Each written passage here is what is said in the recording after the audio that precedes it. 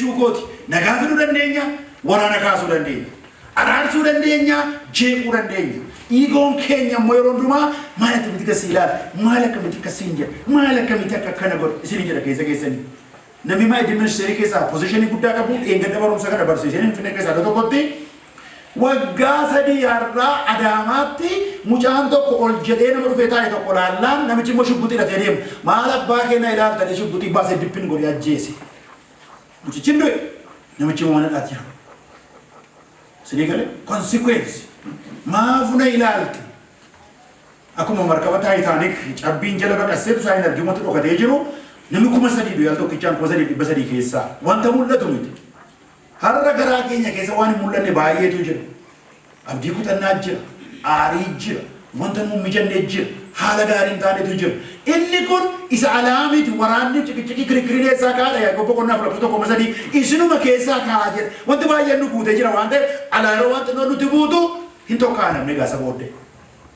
sanii galee jechan taane baasuu jalqaba jechisuun garuu deebi'ee namoota miidha 3A amala keenyatu murteessa kennaa keenya gara gurguddoonni tamitti kufan jala daabte isuma jedhuun deebi'ee kufe fi immoo sanii galee gurguddoonni tamitti kufan gara yaada isaaniitti gaafa deebi'an ofii isaanii gaafa ilaalan haala lafarraa gaafa ilaalan hayyalaan waddaku isuma jedhu kanaan Daawitiin Saa'ol macaafa Saamu'eel isa duraa boqonnaa 25 garuma ilaaltanii ati Waaqayyo si dibee si kaaseera allammataa sitti dubbadhu mucaakoo jedhe deebi'ee gale yeroo inni carqii isaa kutee tun ajjeesinniisi boqonnaa 27 lakkoofsa tokko dhuftanii Daawit galgala galee maal jedha gaaf tokko Saa'ol na ajjeesa jedhee yaadee jedha ofiisaatii kan inni baqatee gara Mo'aabitti gadi bu'ee akka maraatu ta'e kun irra yaa'ee yaada Waaqayyo deemee baqadhu jedhee miti yeroo Saa'ol darbatu hundumaa Waaqayyo gaachana taa'afii ture hafuura Daawit fudhatu gararraa Waaqayyo itti dhiyoo ture si'a meeqatti darbateera kan inni saate Daawit jalaa jedhee miti Waaqayyo gaachana waan ta'eef gaaf tokko garuu yaada isaatiin ka'ee bada naajjeesa gaaf Waaqayyo deemin jenneen dur Waaqayyo tasiin bayechiin beeyyaadhaan ture Daawit waggaa lamaaf gaafa dhaqee waan nyaatu dhabee saamuu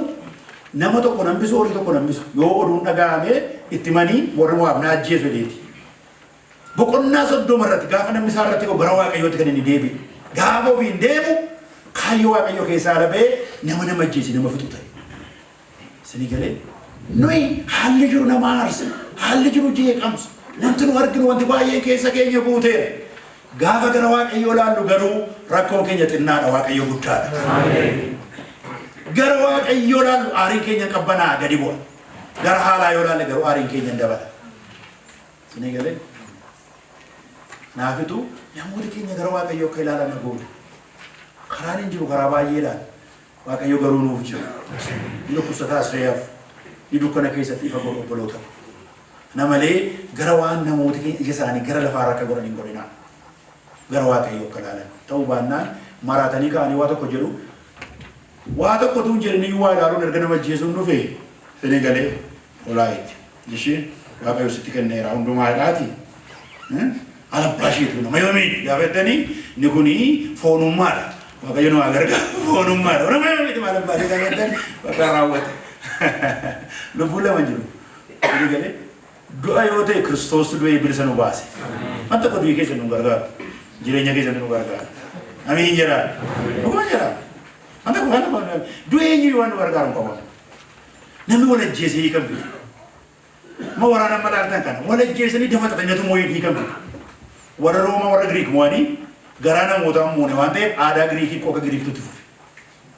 sanii galee garaa namaa waraanni immoo garaa namaa jaalatu moo garaa namaa waliin mariitu moo gara walitti haaruun immoo garaa namaa wal dhaggeeffachuu garaa mallachuutu moo waraanni keenya akka warra biyya lafaatti miti waraanni keenya dubbii Waaqayyoo hafuura Waaqayyooti sammuu namaa keessa gadda jiru sammuu namaa keessa of tuulummaa jiru sammuu namaa jibba keessa jirutu dubbii Waaqayyoo hafuura Waaqayyootiin bilisa baasa hafuurri Waaqayyoo hafuura humnaati hafuurri Waaqayyoo hafuura bituuti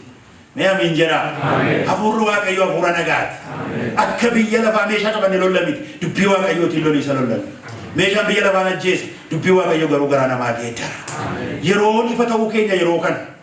yeroon soogidda ta'uu keenya yeroo kana sinitti hima yeroo wanti waa'ee wal dha'e kana yeroo kana akka magaalaa gara gubbaa ol baanee mul'an garuu har'a waldaan kiristaanaa akka sana ijoollee tokko biyya laa dhufanii jiru faarfataadha lallabaa tokko shubbutii qabna turre yeroo biyya kana turre naan jedhan dhugaan shubbutii qaba faarfataadha shubbutii dhatee deemu maa innaani waldama keessaa hinaaftuu latti baay'atee amma ittiin ajjeesuu fi namaa ajjeesuu miti jedhe guyyaa baay'ee kurkursan Finfinnee keessaa jedhe karuma keenya gara gadii kana gatee yaajileetu erga biyya laa dhufee gara waggaa jaha waggaa naan ofuma eeguufan bitadhee jedhe ishi amma yeroo beedu maargoota isaan sirbu biyya naan hinde maaqa kuma wata wal ajjeesuu miti horishiin darbu isaana keessaan baasa kaa'e faarfataa garuu beekamaa isinii galee tajaajilaan yeroo dhimmi shamaa dhatee jiru yeroo kun yeroo ni ofiin kan waaqayyo caljedha jara keenya amma kun gara waaqayyo ilaaleeti